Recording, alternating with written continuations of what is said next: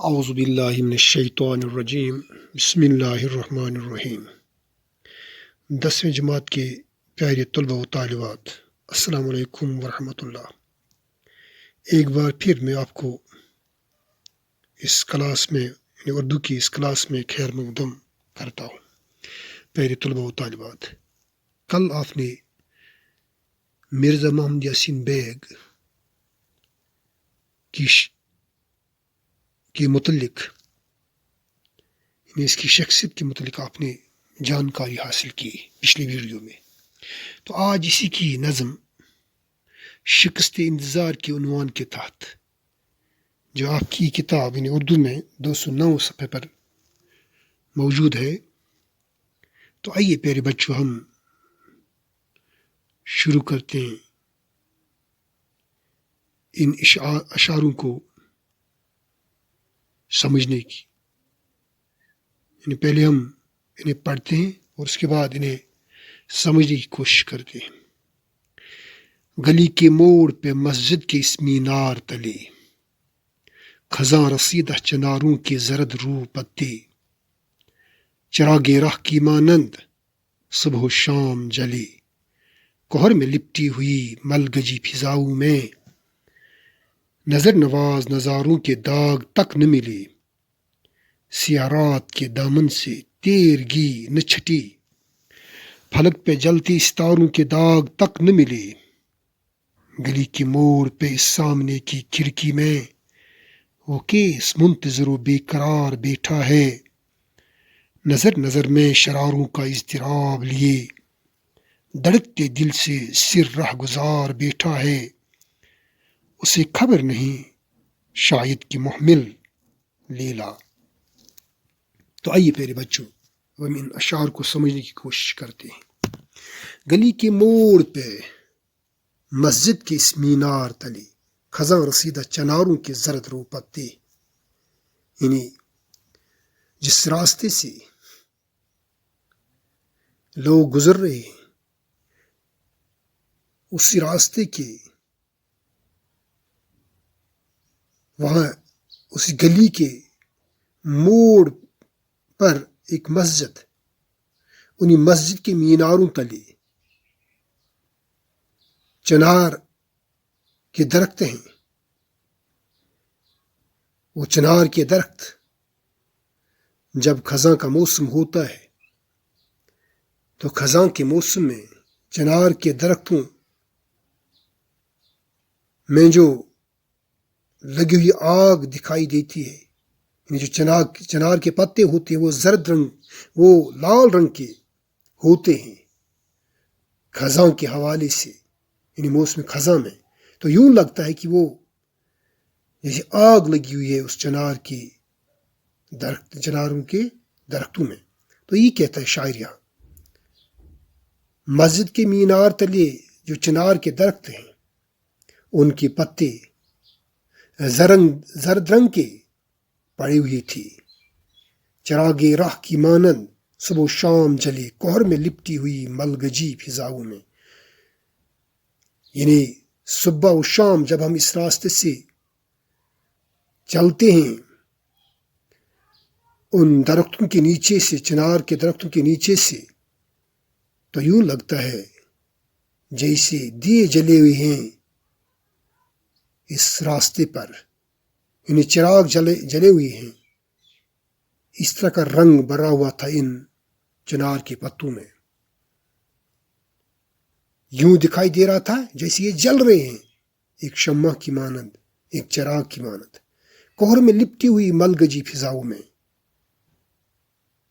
پھر فضاؤں کی تصویر کھینچتا یہاں پر شاعر کہ خزاں کے موسم میں، موسم جو ہوتا ہے وہ اکثر گرد آلود ہوتا ہے، تو یہ کہتا ہے یہاں شاعر، کوہر میں لپٹی ہوئی ملگجی فضاؤں میں، یہ دیے جلتی ہوئی دیے میں صبح و شام اس وقت دکھائی دیتی تھی جب یہ موسم گرد آلود تھا، ہر چیز گرد میں لپٹی ہوئی تھی، نظر نواز نظاروں کے داغ تک نہ ملے، سیاہ رات کے دامن سے تیرگی نہ چھٹی۔ جو دیکھنے والے ہوتے ہیں دیکھنے والے جو ہوتے ہیں وہ دیکھتے ہیں، پر اس گردآلود موسم میں شاعر فرماتا ہے یہاں پر، یعنی جب رات ہوتی ہے تو ان جو پہلے جلے ہوئے چراغ دکھائی دیتی تھی، تو رات کا جو اندھیرا پن تھا، اس اندھیرے پن میں ان کی آثار تک نہیں دکھائی دیتی تھی۔ کیوں؟ کیونکہ رات کا اندھیرا بھی نہیں ختم ہوا ہوتا ہے، اس اندھیرے پن میں کسی چیز کے وہاں آثار نہیں دکھائی دیتی تھی۔ فلک پہ جلتی ستاروں کے داغ تک نہ ملے گلی کے موڑ پہ اس سامنے کی کھڑکی میں، یعنی فلک رات کا اندھیرا اتنا تھا، یعنی مسائل اور مصائب نے اتنا گیر رکھا تھا، اتنی مصائب اور مشکلات تھی، اندھیری پن کو اس کے ساتھ تشبیہ دیتا ہے، یعنی گمبھیرتا جو مسائل کی تھی، اتنی گمبھیرتا ان مسائلوں میں تھی کہ رات کے وقت آسمان پر جو تارے ہوتے ہیں، ستارے ہوتے ہیں، وہ ٹمٹماتے ہوئے چمکتے ہوئے ہوتے ہیں، اپنی روشنی سے دیکھنے والوں کو اپنی طرف راغب کرتے ہیں، لیکن اتنا اندھیرا تھا رات میں کہ ان کے بالکل وہ آثار تک نہیں دکھائی دیتی تھی ان ٹمٹماتی ہوئی ستاروں کی۔ گلی کے موڑ پہ اس سامنے کی کھڑکی میں، یعنی جب خزاں کا موسم ہوتا ہے، اس میں سردی ہوتی ہے، لیکن گلی کے ایک موڑ پر ایک مکان میں ایک عاشق ہوتا ہے، اس سے ڈر نہیں ہوتا سردی کا، وہ بالکل یہ سب کچھ سہتے ہوئے انتظار میں ہوتا ہے اپنی محبوبہ کا،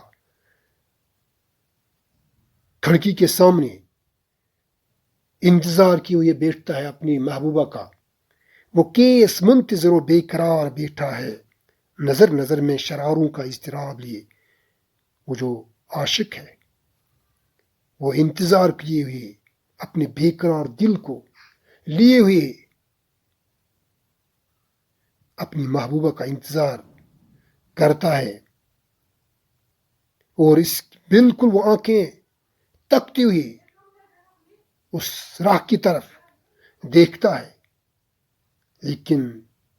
بے قراری تھی اس کے دل میں، دھڑکتے دل سے سر راہ گزار بیٹھا ہے، اس کا دل دھڑکتا تھا۔ دھڑکتا کیوں تھا؟ دھڑکتا اس لیے تھا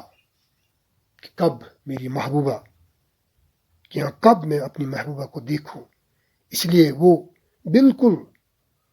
سردی بھی جھیلتا تھا اور کھڑا ہونا بھی جھیلتا تھا، تھکاوٹ کا کوئی احساس اس کو نہیں تھا، یہ سب کچھ اس سے تھا اپنی محبوبہ کی خاطر۔ اسے خبر نہیں، شاید کہ محمل لیلا، اسے کیا خبر تھی؟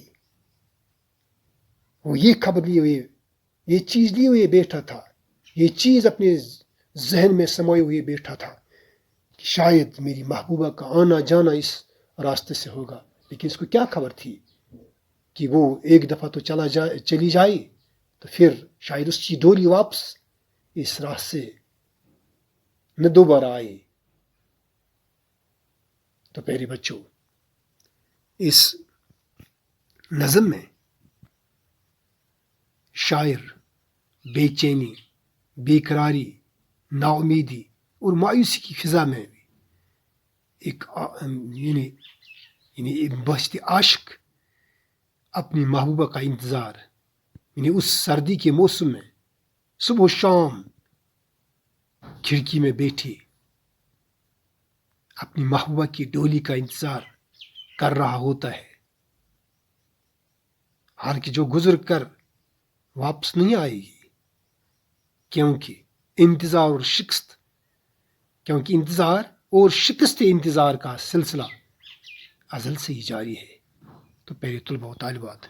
آج اتنا ہی ہم پڑھیں گے، تو کل ایک اور کلاس لے کر آپ کے سامنے حاضر ہوں گے، تو تب تک مجھے اجازت دیجیے۔ السلام علیکم ورحمۃ اللہ۔